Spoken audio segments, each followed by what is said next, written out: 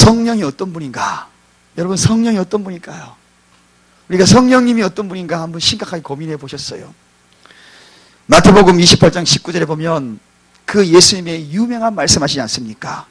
너희가 가서 모든 족속을 제자 삼아 아버지와 아들과 성령의 이름으로 세례를 주고, 그게 성령이 나오거든요. 근데 그 성령님이 바로 세례를 주는데 반드시 필요한 아버지와 아들, 아버지가 누굽니까? 성부 하나님. 아들 누굽니까? 성자 하나님.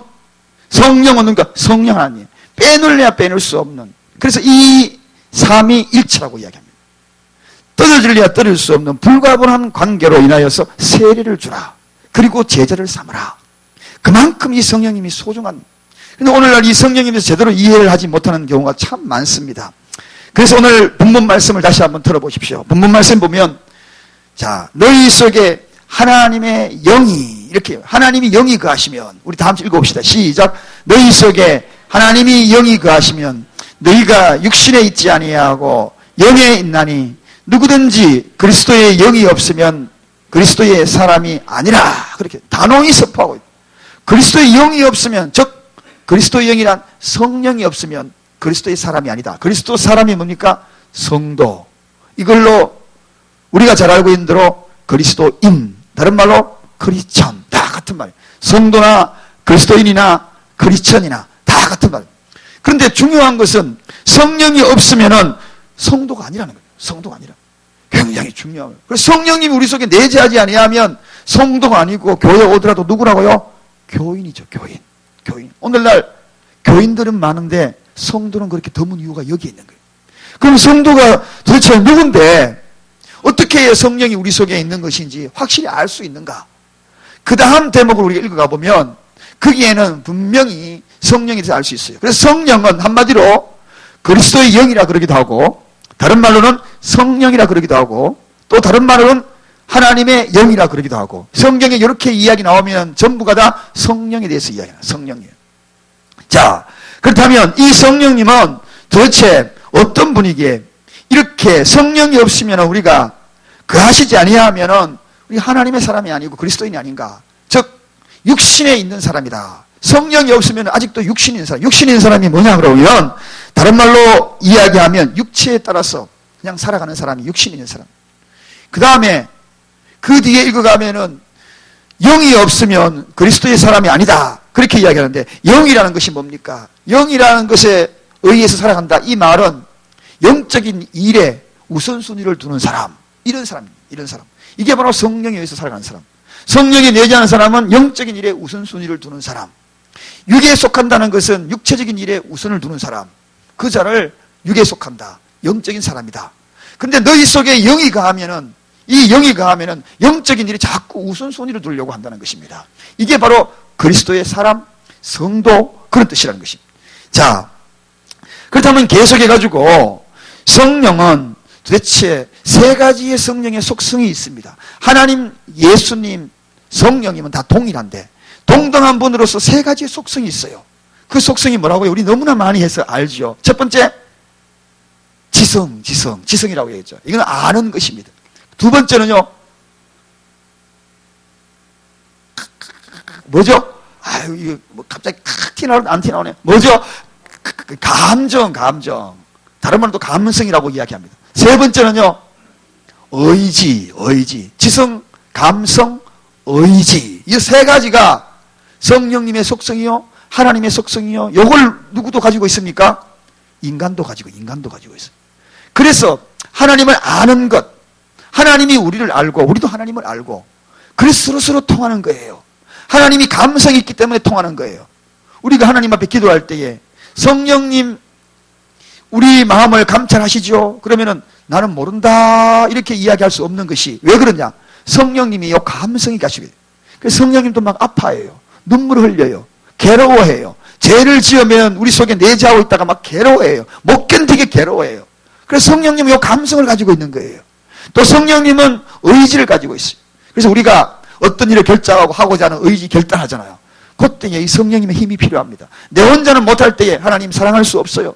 그때 성령님이 내가 의지적인 결단으로 네가 할 수 있도록 해줄게. 기도하면 의정 결단이 나오는 겁니다. 할렐루야. 요 역할을 다 성령님이 하는 겁니다. 자, 그래서 성령님은 이 세 가지를 갖고 계신다. 그런데 이 성령님이 하시는 일이 있습니다. 그 다음에 이 성령은, 다 같이 읽어봅시다. 시작. 이 성령은 우리로 하여금 예수님을 구주로 영접하게, 첫째는 구주로 영접하게 도와준다.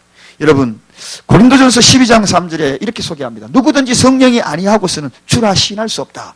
그렇게 고린도전서 12장 3절에 그렇게 이야기하고 있습니다. 그래서 예수 믿는다는 것은 이 속에서 예수를 믿게끔 성령님이 자꾸 도와주셔서 신하게 만들어가지고 예수를 믿게끔 고백하는 겁니다. 그래서 죄인들이 구주를 영접하도록 도와주는 게 누가 한다고요? 성령님. 성령님. 그 다음에 계속 있습니다. 시작. 죄를 깨닫고 회개하도록 인도하여 준다. 죄를 깨닫고 인도하도록 그가 죄에 대해서 가르치고 생각나게 하실 것이다. 그렇게 성경에서 말씀하고 있습니다. 죄를 자꾸 깨닫게 해줘요. 그리고 가르쳐줘요. 이게 죄인데 죄를 회개하도록 인도해주는 것이 누가 하신다고요? 성령님. 내재하시는 성령님이 자꾸 그렇게 만들어주신다. 그러나 성령이 없으신 분들은 그걸 느끼지 못해요. 자, 우리 그 다음에 계속해서 있습니다. 시작. 마음을 새롭게 변화시키고 새로운 삶을 살아가게 한다. 마음을 자꾸 변화시키고 새롭게 살아가도록 도전을 주시는 것이 누가 하시느냐? 성령님이 하시는. 그 다음에 계속 있습니다. 시작. 세상이 줄 수 없는 참 평화를 주십니다. 더 나아가 성경은 죄를 회개하게 하나님을 믿는 모든 이에게 주시는 하나님의 선물입니다. 성령님이 우리를 평화를 주신다. 기쁨을 주신다. 그래서 이 성령님이 우리에게 임하시면 시와 찬미와 신령한 노래로 하나님 앞에 영광 돌린다. 그렇게 얘기합니다. 그런데 우리가 여기서 알아야 될 것이 있어요. 성령 충만하고 성령 세례에 대해서 조금 많이 이해를 못하시는 분들이 계시고 이것을 오락가락 자꾸 착각을 일으키는 분들이 너무나 많아요. 성령 세례가 무엇이고 성령 충만이 무엇인가? 다른 말로 이야기하면은 성령 세례와 성령 충만은 분명히 구분되어 있습니다. 같은 뜻이 아니에요. 근데 우리가 가끔 기도하다가도 늘 성령 세례 받기를 원합니다. 성령 세례 받기를 원합니다. 라고 기도하는 분이 있고 어떤 분은 성령 충만하기를 원합니다. 이렇게 기도하는 분이 있어요. 여러분 성령 세례는 뭐냐 그러면은 죄를 회개하고 처음으로 하나님을 영접하는 것. 누구든지 그리스도가 성령이 아니면은 그리스도를 영접할 수 없다 그랬잖아요. 성령님이 나를 영접할 수 있도록 도와줘서 내가 예수 그리스도를 시인하고 영접하는 그걸 뭐냐? 성령 세례라고 해요.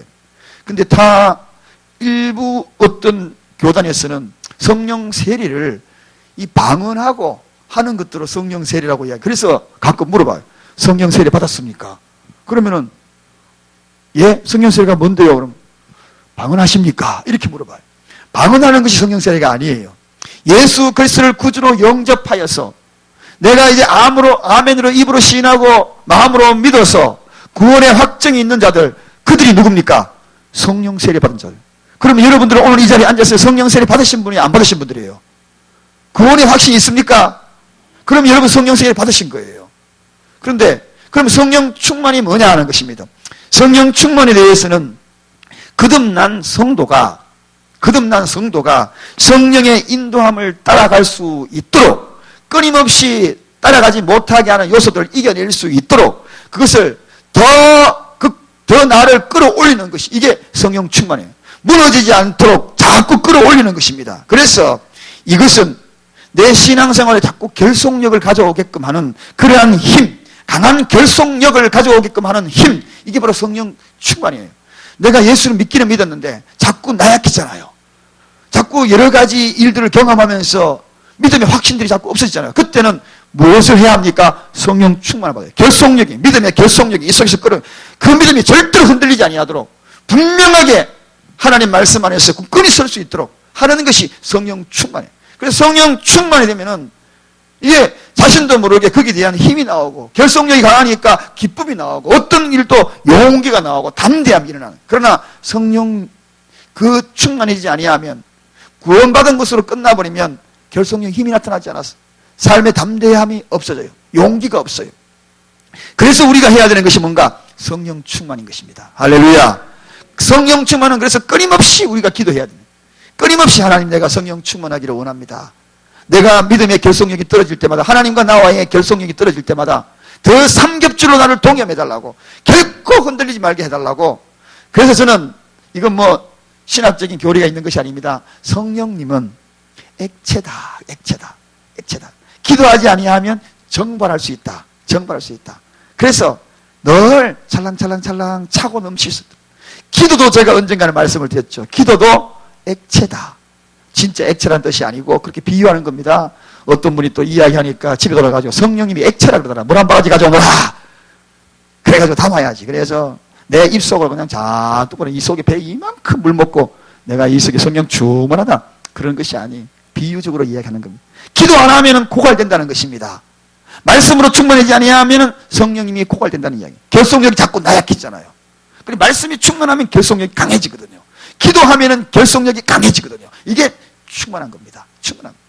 기도도 뭡니까? 기도 열심히 하면 기도가 찰랑찰랑하게 막 넘쳐 충만해. 거기에 방울방울 탁탁 떨어지는 게 뭐라 그랬습니까? 응답이라 그랬어요.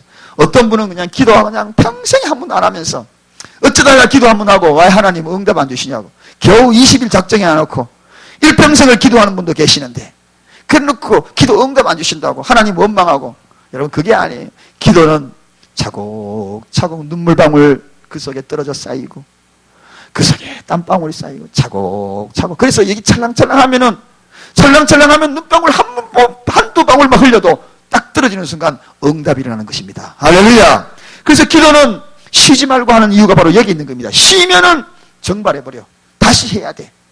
성령 충만 쉬면은 정발해버려. 다시 성령 충만하면 힘들어. 우리는 끊임없이 하나님과의 결속력, 말씀 충만, 예배 충만, 기도 충만으로 하나님과의 결속력이 강한 성령 충만한 저와 여러분이시길 주님의 이름으로 축원드립니다. 자, 이게 바로 성령 충만, 성령 세례, 성령 충만 확실히 아셨죠? 그래서 우리 가끔 기도하다가 실수하는 일이 없도록 바랍니다. 하나님 내가 성령 세례 받기를 원합니다. 그러면은 구원받았는데 또 구원받는 아닙니다. 구원은 몇 번 받는 겁니까? 일회성입니다. 한 번입니다. 한 번 하나님의 자녀가 됐는데 또 하나님의 자녀 해달라고 그러면 그 믿음이 없는 증거죠. 그렇지 않습니까? 그래서 우리가 잘 알고 기도해야 되는 것입니다. 자, 그 다음에 성령을 그러면 모시게 되면 어떤 일들이 있는가? 자, 성령을 모시게 되면 첫 번째 자신이 죄인임을 깨닫는다. 이 속에서 성령님이 아까 어떤 분이라고 그랬어요? 지성, 감정, 의지 아는 거든요. 죄를 알거든요. 콕콕콕콕 집어줘. 요거 죄다 하는 걸 콕 꽂아요. 그래서 죄를 자꾸 깨닫게 시키죠. 그 다음에 두 번째, 예수님을 구주로 믿게 된다. 아까 제가 말씀을 드렸죠. 누구든지 성령이 아니하고서는 주라고 시인할 수 없다고 그랬으니까. 자꾸 구주로 믿게 돼요. 성령이 충만하면 확실한 거예요. 누가 꼬집어도 끄떡없는 거예요. 누가 찔러도 끄떡없는 거예요. 성령이 충만하지 아니하면 누가 하면 휘떡 넘어져 버려. 조그마한 신앙, 예? 우리 이 폴대 같은 거 이렇게 세울 때요. 스탠드 세울 때 이게 물 여기 잔뜩 담아가지고 이렇게 기둥을 세울 때가 있습니다. 현수막 그럴 때 물 조금 있으면요 휘떡 넘어져요. 그런데 물이 가득 있으면은요 통속에 물이 가득 있으면 딱 세워도 끄떡 없어요. 충만하면 안 흔들려요. 조금만 뭐라 그러면 넘어지고 자빠지고 하는 이유는 성령 충만하지 않아요. 결속력을 강하게 하는 거예요.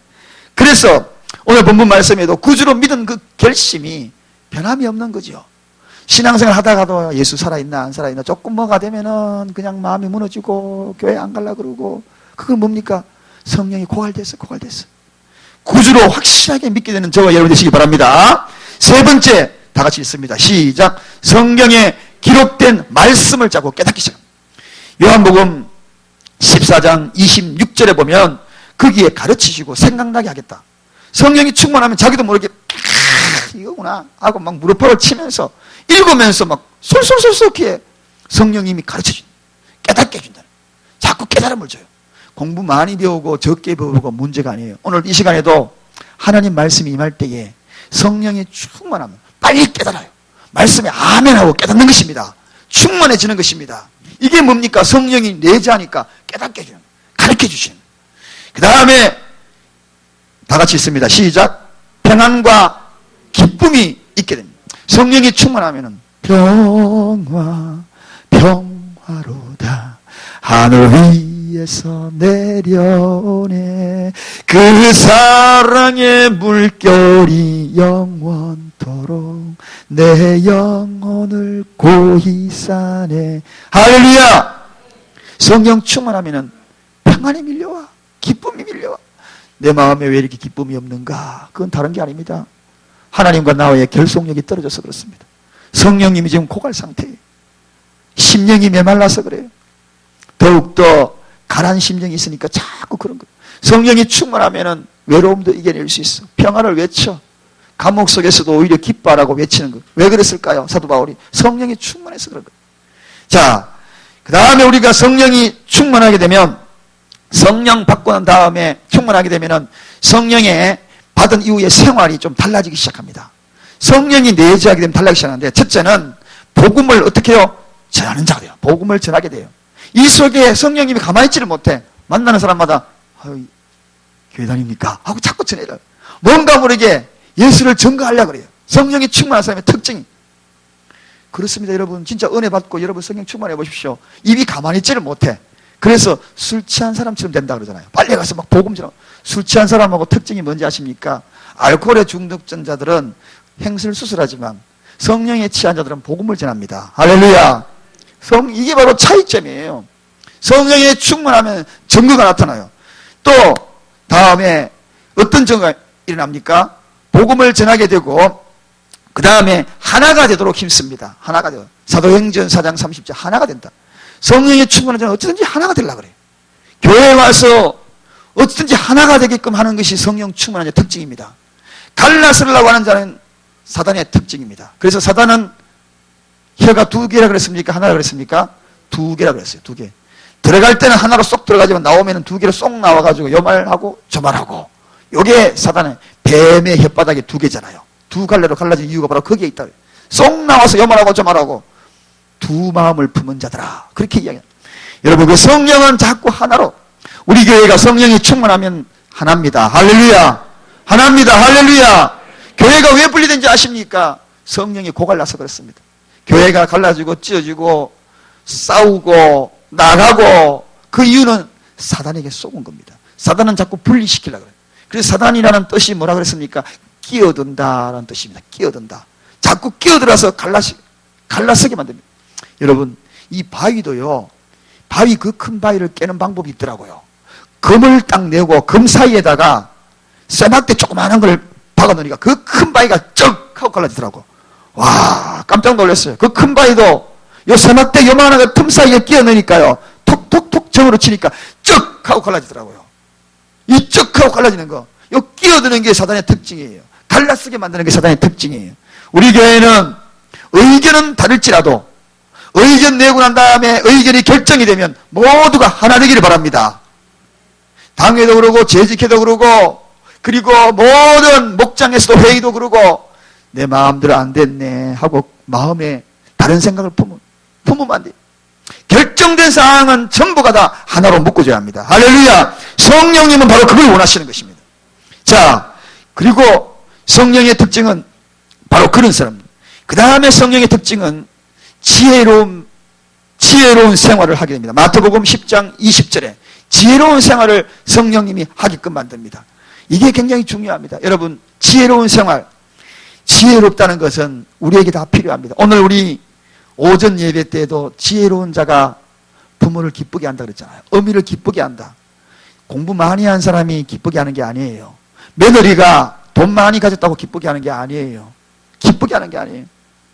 제가 제 아내를 자랑하는 것 같아서 죄송합니다만 정말 우리 어머님한테는 진짜 가면 우리 어머니 간이 그냥 살살살 녹더래져요. 어머니 그러고 하나님 우리 어머니 막 미쳤나 그래요. 좋아하셔.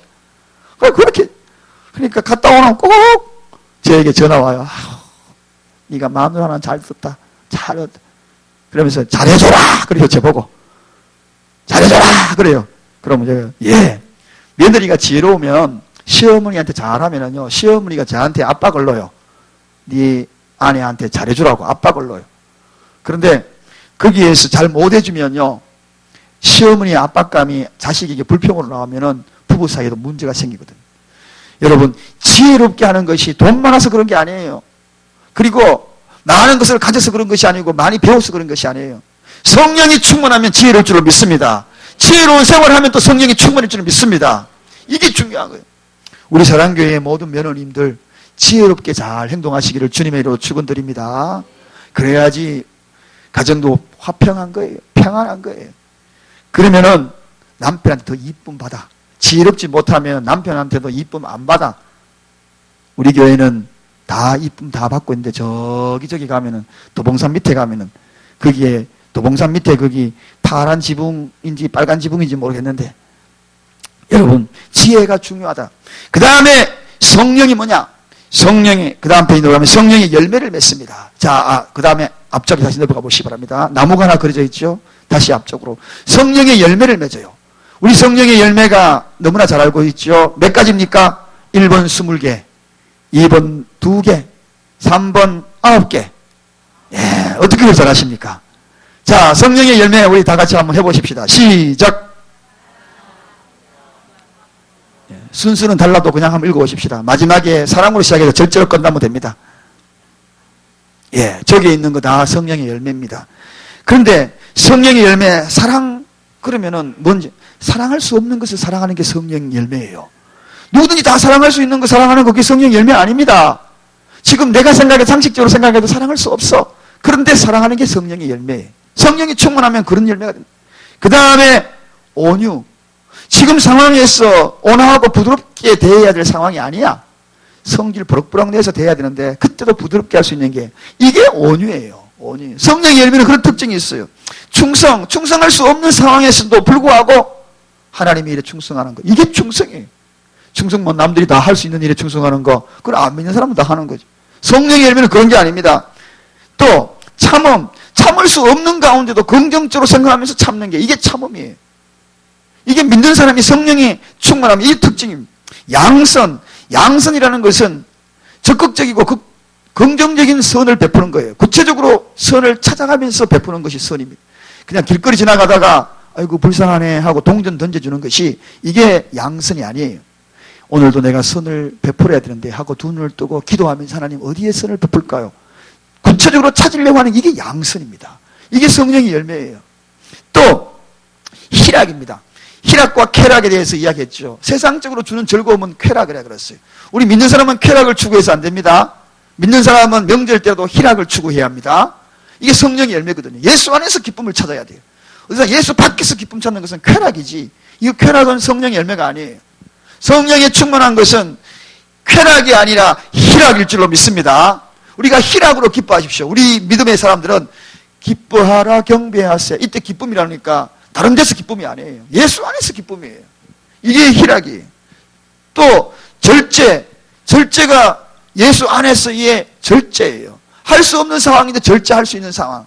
그때 적당한 선에서 머물 수 있는 하나님의 긍정적인 힘. 이게 바로 절제입니다.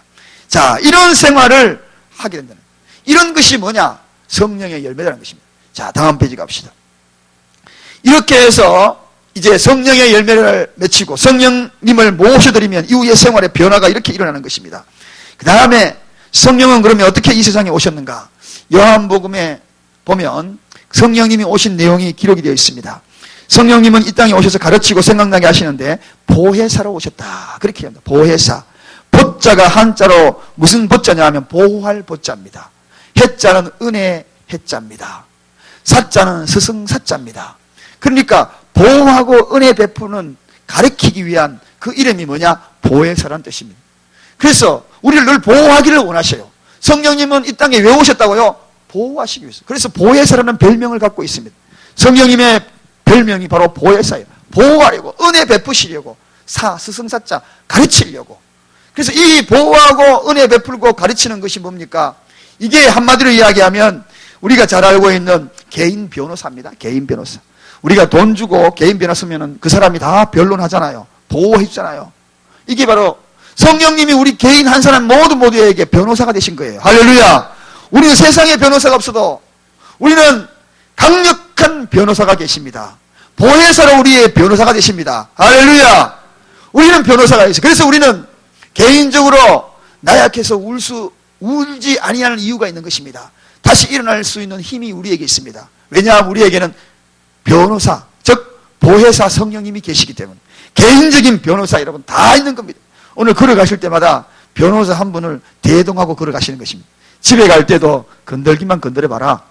나는 세상에서 가장 강력한 변호사 내 옆에 모시고 다닌다. 변호사.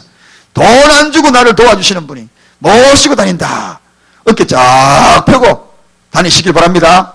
이런 말 하니까 갑자기 어깨를 막 펴시는 분이 진짜 어깨를 펴셔요. 진짜 어깨를 펴요.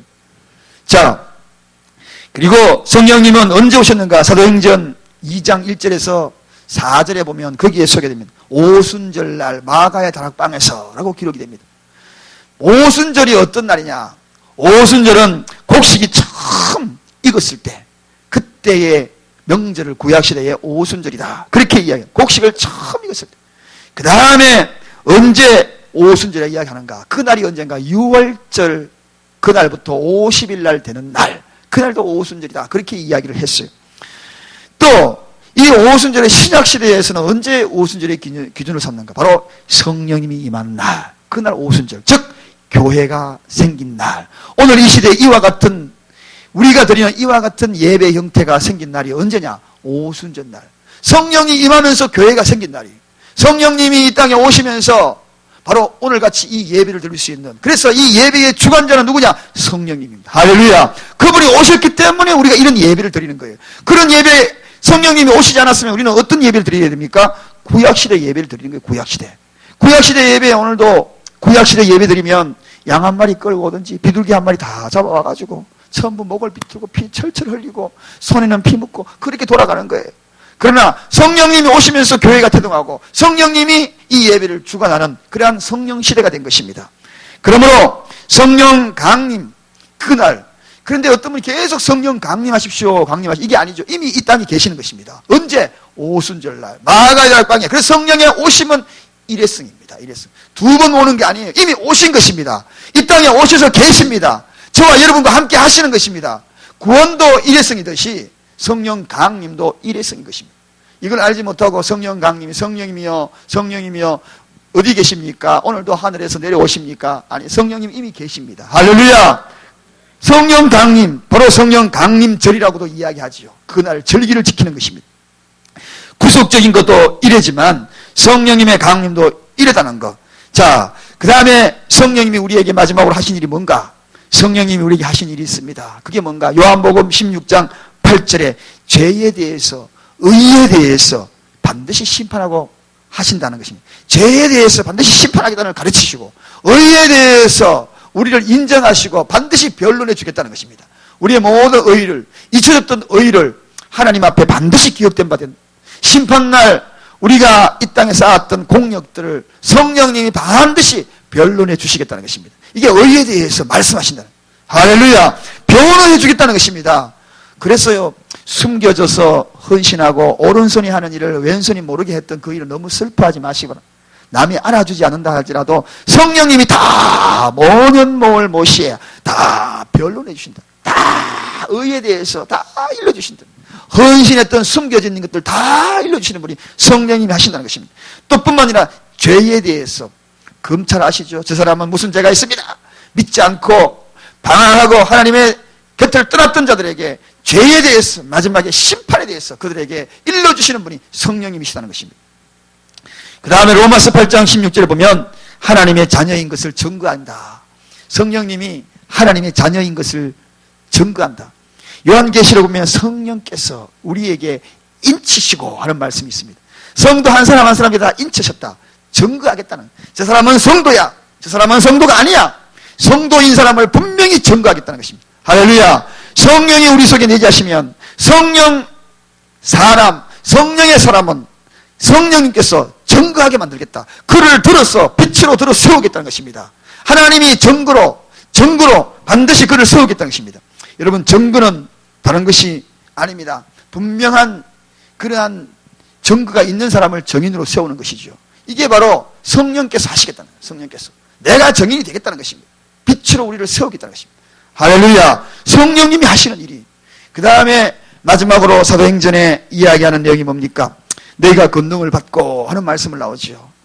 예루살렘과 사마리아와 온 유다 땅끝까지 이르러 정인이 된다 하는 말씀을 사도행전 1장 8절에 소개하고 있습니다. 너희가 권능을 받고, 권능이 뭐냐? 하나님의 성령이 우리에게 딱 임하면 그걸 통하여, 성령님의 임하는 그것을 통하여 무엇인다고요? 정인이 된다. 정인이 될 수 있도록 성령이 우리와 함께 하겠다는 것입니다. 정인은 법적인 용어입니다. 법적인 용어에 이 정인 중에 하나가 포함된 것이 있습니다. 순교자를 의미합니다. 그러니까 순교적인 그런 의미를 갖고 있는 이 정인입니다. 죽어도 정인자가 되겠다는 것입니다. 끝까지 그 정인을, 우리가 이 땅에 살다가 그저 형장의 이슬로 사라진다 할지라도, 우리의 육체는 사라진다 할지라도 정인이 있다. 누가? 성령께서 정인 되어 주시겠다. 할렐루야. 그러므로 살아도 죽어도 성령님이 우리와 함께 하겠다는 분명한 증거를 남기셨다는 것입니다. 저는 이제 말씀을 정리합니다. 성령의 내용은 사도행전의 70번이나 소개하고 있고, 마태복음의 19번, 마가복음의 23번, 누가복음의 36번, 요한복음의 24번 성령에 대한 이야기는 끊임없이 나오고 있습니다. 이 성령님이 우리와 함께 하시기에 그분은 우리 내재하시는 그 순간부터 우리를 다스리기 시작합니다. 그래서 오늘도 성령의 사람, 즉 영에 이끌려 살아가는 그러한 저와 여러분이 되십시다. 할렐루야. 이번 명절에도 성령의 사람이 걸어간다, 당당하게 변호사 한 분을 대동하시고 고향 땅으로 가시고, 그리고 모든 삶에서도 당당히 변론하시고 가르치는 지혜로운 말로, 성령의 지혜로운 가르침으로 잘 극복하시기를 주님의 이름으로 축원드립니다. 기도하겠습니다. 우리